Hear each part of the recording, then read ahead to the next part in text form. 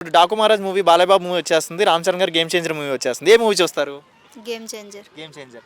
రామ్ చరణ్ గారి మూవీ ఈసారి ఏ రేంజ్లో ఉండబోతుంది? చాలా మూవీస్ వచ్చినాయి కదా, మరి ఈసారి రామ్ చరణ్ గారి మూవీ వచ్చేస్తుంది ఈ సంక్రాంతికి. ఈసారి ఎలా ఉండబోతుంది? మేబీ త్రిబుల్ ఆర్కి మించి ఉండొచ్చు రేటింగ్. Triple R దాటిపోద్దా?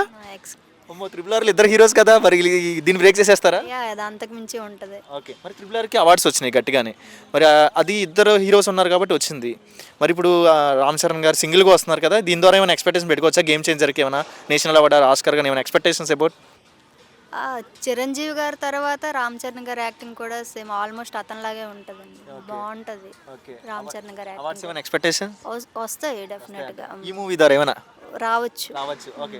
మరి అంటే మొన్న యూఎస్లో ఆడియో లాంచ్ కూడా అయింది కదా, సుకుమార్ డైరెక్టర్, పుష్ప 2 డైరెక్టర్ కూడా వెళ్ళాడు అక్కడికి.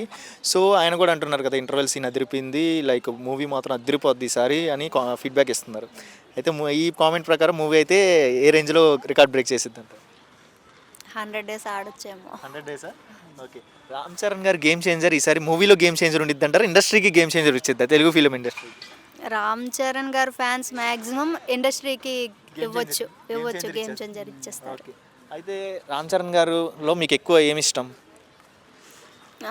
కేరింగ్ ఉంటుంది, హస్బెండ్ ఆఫ్ కేరింగ్ అతను చాలా ఎక్కువ.